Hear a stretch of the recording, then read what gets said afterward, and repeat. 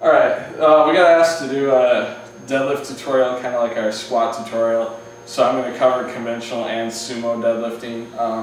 The big thing with conventional is you want to stand with your feet, I think roughly shoulder width, maybe a little narrower. The narrower you are, the harder it'll be off the ground for you, but it's easier to get your hips through. As you go wider, you'll get more off the ground, but it's harder to get your hips through.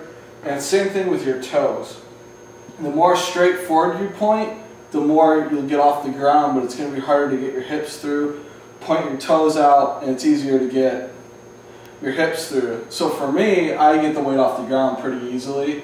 So I tend to take a pretty narrow stance and point my toes out, because I'm more concerned about getting my hips through to be able to lock it out, because I usually start having problems right below my knee. So I like to start, you want to start with the bar over about the center of your foot for conventional.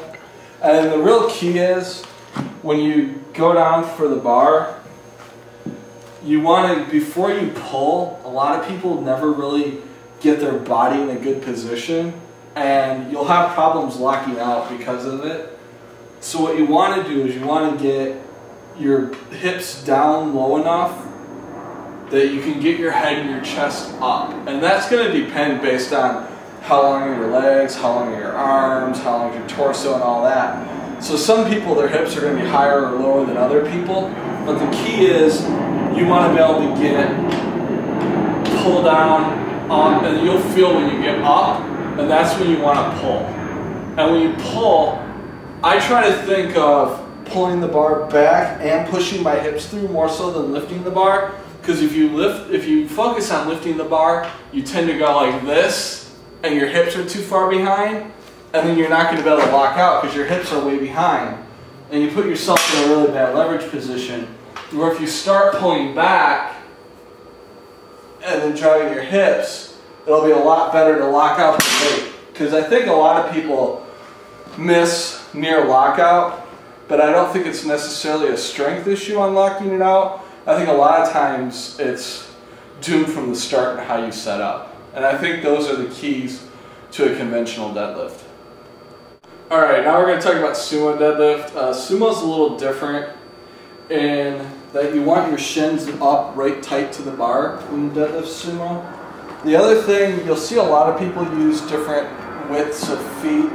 I think a good starting point or rule of thumb is put your feet as wide as you can get your knees out over them. You never want your knees out further than your feet. Some people can deadlift successfully with their feet wider than they can get their knee. That's something you just kind of have to play with. I think that can work well if you're wearing a suit and you have that extra hip support. You can get a little wider.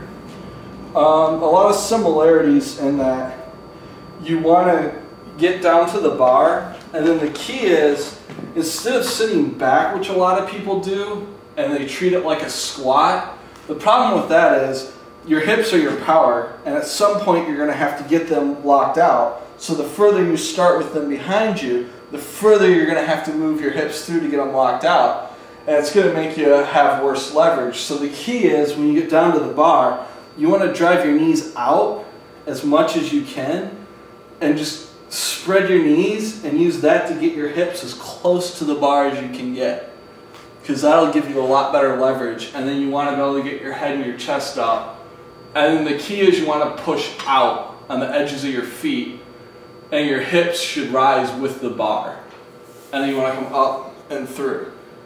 So those are kind of the keys to the sumo deadlift. I think the biggest thing that a lot of people go wrong with is they sit back as if it was a squat. The key is to push your knees out and get up closer and closer and closer to the bar. Get as close as you can. Most people are probably going to have to do some flexibility work to be able to do it properly.